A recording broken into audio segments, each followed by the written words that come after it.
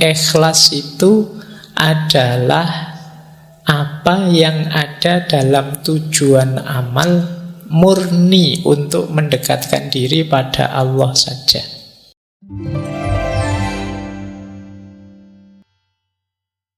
Belakangan kan memang banyak ramalan-ramalan yang mengerikan tentang kehidupan kita, termasuk diramal tahun depan 2023 krisis ekonomi.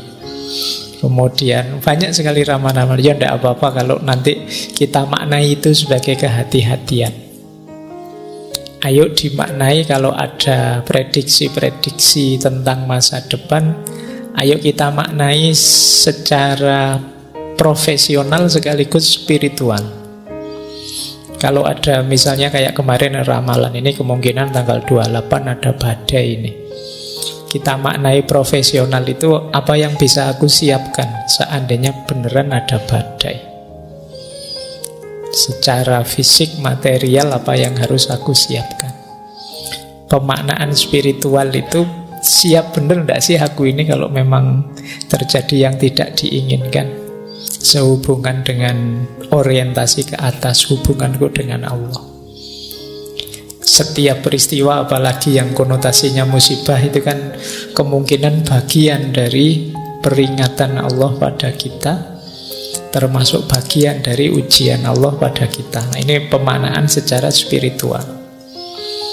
Ketika ada orang meramal besok ada bencana ini, bencana itu, ayo kita maknai antara lain secara spiritual tadi. Seandainya dunia ini memang harus berakhir, apa aku sudah siap? Atau aku sendiri yang berakhir, apa aku sudah siap? Nah, ini pemaknaan spiritual namanya. Nah, kita sering lupa yang bagian spiritual ini. Kita malah sibuk dengan profesional. Kadang-kadang ya profesionalnya ya tidak sibuk, kamu sibuk urusan hoax itu. Bagian gegerannya kamu senang. Baik, kita langsung saja membahas tema ini. Nanti mungkin beberapa tema saya akan agak cepat karena sudah sangat sering disampaikan. Tapi ini saya usahakan urut agak tertib biar kalian pahamnya lebih utuh. Karena selama ini mungkin penjelasannya agak tercecer-cecer tentang ikhlas ini. Sekarang kita rapikan secara filosofis. Apa itu ikhlas? Mungkin nanti cirinya, tandanya, manfaatnya seperti tema-tema kemarin. Jadi ini bagian dari muhasabah kita di akhir tahun. Ikhlas ini bisa dikatakan puncaknya keberagamaan. Nanti kita lihat kenapa bisa begitu. Baik, bismillah. Saya awali dari definisi dulu biar lebih paham. Kata ikhlas, ya dia bentuk masdar dari akhlaso yukhlisu ikhlason. Jadi ini artinya bersih, murni, jernih. Tapi kalau ikhlas ini beda dengan sofa. Kalau sofa itu bersih yang memang aslinya bersih. Jadi misalnya ada air putih bersih, jernih, itu namanya sofa. Tapi kok air ini sudah tercampur apa? Kemudian kita pisahkan campurannya dan dia kembali bersih, itu ikhlas namanya. Jadi itu bedanya ikhlas dengan bersih biasa. Jadi semula dia terkotori, tapi terus kita bersihkan.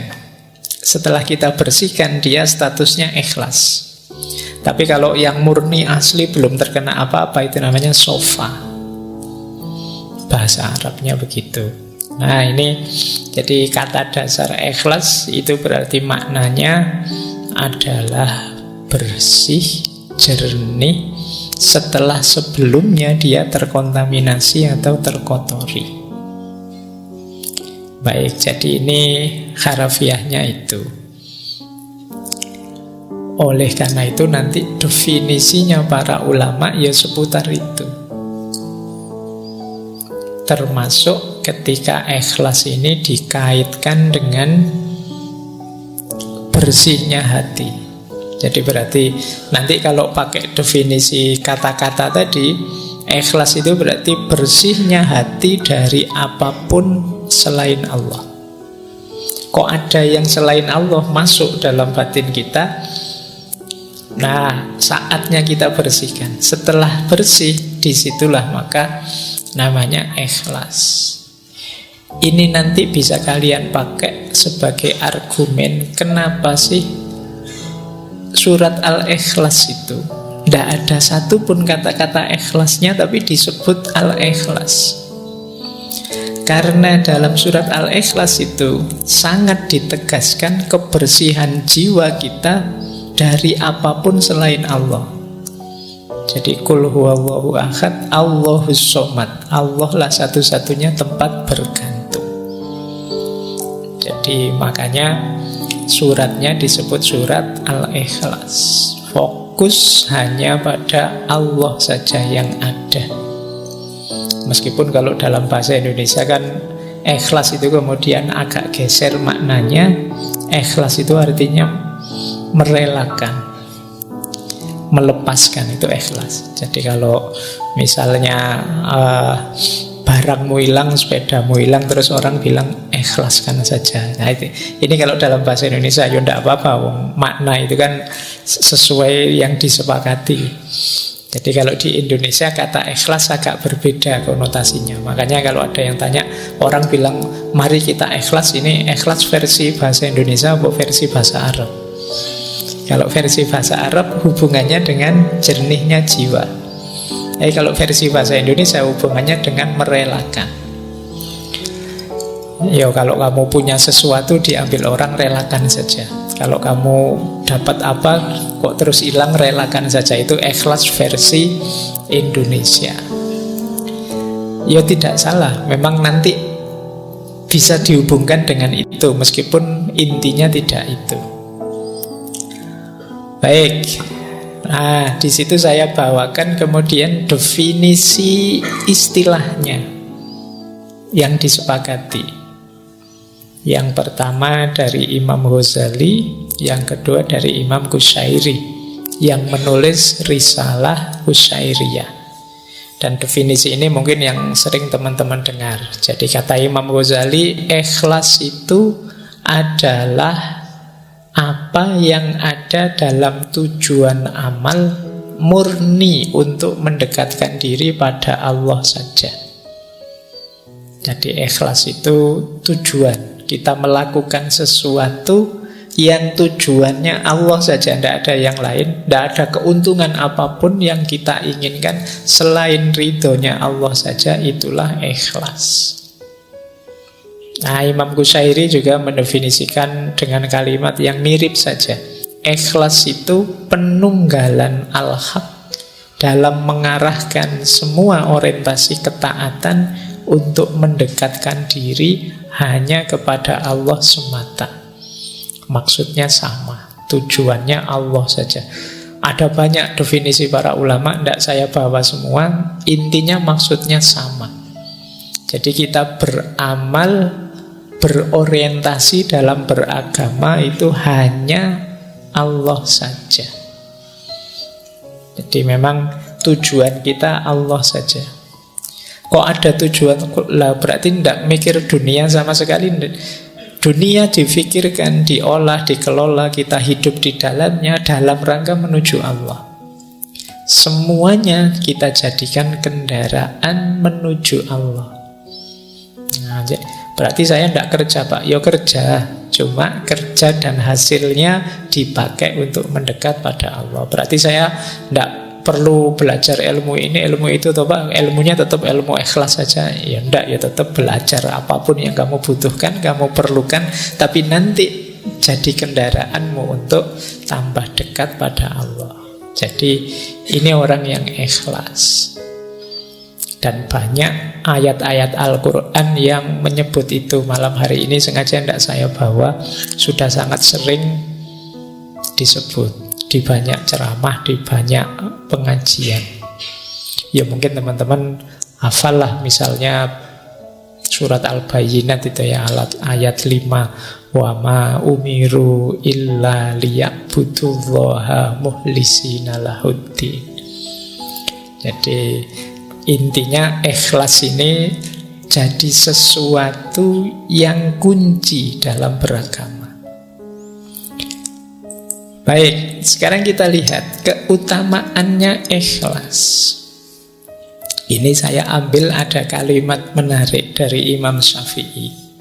Kata beliau, halakan nasu kulluhum illal ulama wa halakal ulama'u kulluhum illal amili wa halakal amiluna kulluhum illal mukhlisin wal mukhlisun ala khotrin azim. Jadi kata Imam Syafi'i, semua manusia itu akan hancur kecuali dia berilmu. Jadi kalau kita hidup tanpa ilmu, hidup kita akan hancur. Tapi orang-orang berilmu juga tetap akan hancur kecuali mereka amilun, menjalankan ilmunya. Kan banyak orang pinter yang ilmunya tidak jalan. Kalian mungkin kalau dibandingkan antara referensi kebaikan di kepalamu dengan kebaikan yang benar-benar kamu jalankan, itu mungkin bisa 80-20, bisa 90-10%, jangan-jangan 99-1%. Jadi sangat sedikit yang kita wujudkan dalam amal. Maka manusia itu hancur tanpa ilmu, tapi ilmu tidak ada gunanya tanpa amal. Wahalakal amiluna kulluhum illal mukhlisin. Dan orang yang beramal pun pada akhirnya juga akan hancur kecuali orang-orang yang ikhlas. Berarti orang yang orientasi amalnya itu Allah saja. Kalau kita mengamalkan ilmu dengan target macam-macam yang selain ilmu, Pak, saya ingin kaya, saya ingin sukses, saya ingin jadi pejabat, saya ingin apa saja, di luar Allah, pada akhirnya juga mungkin kita kecewa, mungkin kita gagal, mungkin kita kehabisan banyak daya, energi, mungkin umur kita habis sia-sia dan lain sebagainya. Itu halakal amilun. Beda kalau kita targetnya Allah saja. Maka halakal amilun kulluhum illal mukhlisin, kecuali orang-orang yang ikhlas. Wal mukhlisun, berarti kalau sudah ikhlas aman toh Pak? Aman. Tapi wal mukhlisun ala khotrin azim. Orang-orang ikhlas itu ya ujiannya banyak, tantangannya banyak. Dia harus hati-hati. Nanti kita lihat ada banyak sekali tantangan-tantangan orang ikhlas. Ini kalimatnya Imam Syafi'i ini sering saya sampaikan dengan logik yang saya gambar itu, bahwa manusia itu berharga karena ada rohnya, nyawanya. Tapi nyawa manusia yang hidup ini berharga ketika ada ilmunya. Ilmu ini berharga ketika ada amalnya, dan amal ini berharga ketika ada ikhlasnya. Jadi ini hakikat diri kita. Kalau semakin ke dalam, jasad kita itu bernilai ketika ada ruhnya, ada nyawanya. Karena kalau tidak ada nyawanya, ini jasad ini kan cuma barang saja, benda saja. Nyawanya hilang, ya kita jadi jenazah. Sekian jam baunya sudah tidak enak, tidak ada gunanya, tidak ada nilainya. Maka dia berharga ketika ada nyawanya.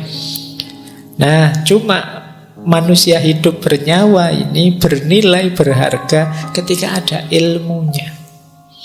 Yang membedakan kita dengan semua makhluknya Allah yang lain itu ilmunya.